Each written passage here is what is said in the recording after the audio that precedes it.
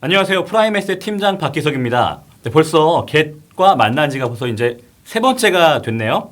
뭐 여러분들 좀 재테크 이 기사 보시면서 많이 도움이 되셨는지. 오늘은 일단 여러분들이 지금까지 해오신 그런 재테크 방법에 대해서 이제 뭐 한번 다시 리뷰를 해보는. 보통은 은행을 많이 이제 이용을 하시잖아요. 그래서 적금을 많이 이용하실 텐데 뭘 했을까라고 이제 굉장히 궁금해했는데, 사람들을 전부가 다 뭐 적금을 모아서 뭐 여자분들 같은 경우 특히 뭐 백을 샀다, 남자분 같은 경우는 뭐 차를 산다, 뭐 이런 식의 이제 뭐냐면 소비에 관련된 그 저축을 하시더라고요. 그러니까 사실 돈을 모아서 더 큰 돈을 모아야 되는데, 이게 돈을 모아서 단기간이다 보니까 그냥 내가 쓰고 싶은 거, 그러니까 그런 거잖아요. 여태까지 내가 돈을 모았으니까 그거에 대한 나한테 보상을 주자라는 식의 적금이 된 거죠. 그래서 돈을 모아서 또 모을 생각을 안 하고 다시 그걸 이제 소비로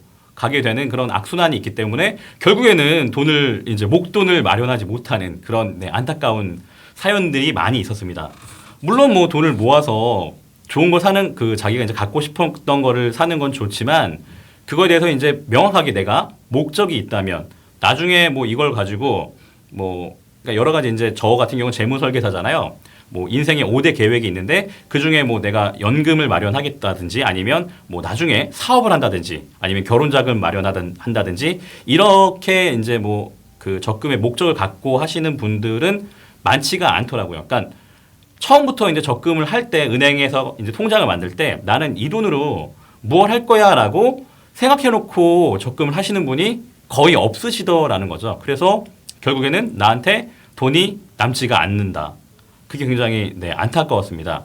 앞으로는 지금 이제 보시는 분들은 조금 앞으로 적금을 은행 가실 일이 있으실 거예요. 적금 통장 만드실 일도 있으실 거고, 그렇게 되면은 한번 통장에다가 쓰는 거죠. 이거는 몇 년 후에 내가 뭘 할 거다라는 목표를 정하는 거죠. 물론 내가 여행을 가겠다라고 여행 경비나 이런 것을 마련해도 좋겠지만, 그것보다는 여러분들한테 좀 더 이득보다는 꿈 또는 목표에 한 발짝 다가설 수 있는 그런 적금 통장을 만들어 보는 건 또 어떨까 생각합니다. 일단 적금도 그래도 조금이라도 이제 높은 금리를 받게 되면 더 좋으실 거잖아요. 그래서 제가 이제 이 잡지 기사에도 써놨지만, 모네타라는 그 사이트가 있어요. 거기 가보면 재테크 기사에 관련된 것도 많이 있고요. 또 전국의 은행들, 저축은행까지 포함해서 1금융권, 2금융권 다 금리가 나와 있어요. 그래서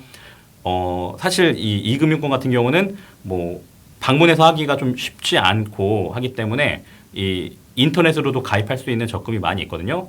그리고 이제 2금융권 제가 이제 처음에 말씀드렸지만 조금 위험할 수 있어요. 그 전에 이제 뉴스에도 나왔었고 해서 그런 부실 비율 같은 걸 많이 보셔야 되는데, 여기 보면 이제 부실 비율이라고 해서 자기 자본 비율이라는 게 있어요. 그거를 좀 체크를 하셔서 그 부분을 좀 많이 보시게 된다면 내가 나중에 적금을 하더라도 손해를 보지는 않을 것 같고요. 물론 5천만 원까지는 예금자 보호법에 의해서 적용이 되니까, 예금자 보호가 되니까 그쪽을 이용하시는 것도 나쁘지 않을 것 같습니다. 그리고 만약에 이제 내가 펀드 쪽에 관심이 있으시다. 제가 말씀드렸지만 적금은 1년에서 3년 안에 있는 그런 단기적인 자금을 쓸 때 적금을 하시면 되고요. 펀드 같은 경우는 3년 이상에서 7년 이하까지는 중장기 정도의 기간을 내가 이제 목표를 세웠다. 5년 후에 뭘 쓸 거다라고 하시는 분들은 펀드에다가 투자를 하시는 게 좋을 것 같고요.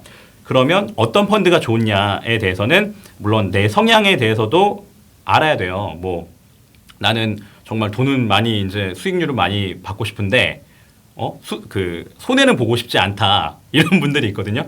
근데 그런 펀드는 사실 세상에 존재하지 않고요.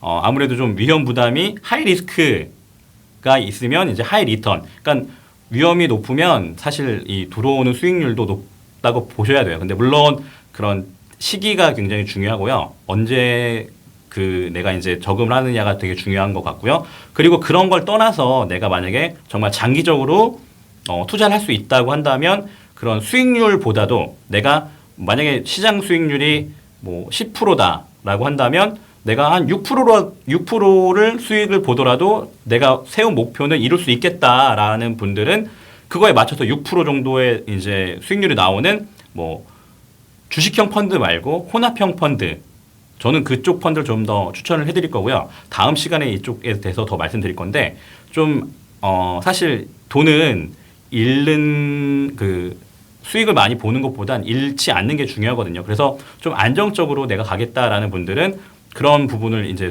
혼합형 펀드 쪽을 많이 이제 보시게 되면은 뭐 채권 비율이 어느 정도인지 주식 비중이 어느 정도인지를 한번 고려해 보신 다음에 네, 그쪽 펀드를 투자하셔도 되고요. 아니면 나는 좀 과감하게 내가 좀 돈을 많이 수익률을 많이 얻고 싶다라고 하시는 분들은 주식형 펀드를 보시고요. 거기서도 이제 뭐 시장 민감도나 여러 가지 이제 그런 추종 지수, 뭐 벤치마크는 있는지 그런 것들 한번 따져 보시는 것도 나쁘지 않을 것 같습니다. 까지 말씀드렸는데 결국 재테크는 뭐 내 돈을 벌기 위해서 하는 거예요. 저를 위해서 하는 건 아니잖아요.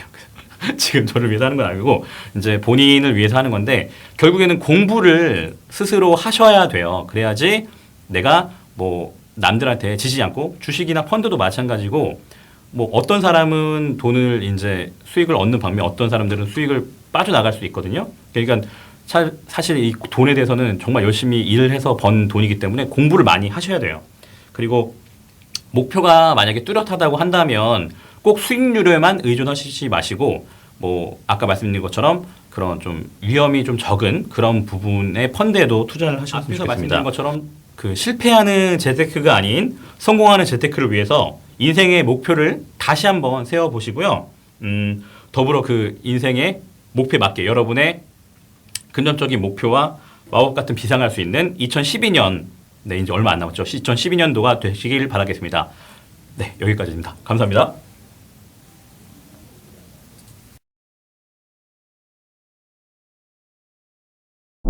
내 크기는 작죠 한 손에 들어와요 개시라 불러요 개시라 불러요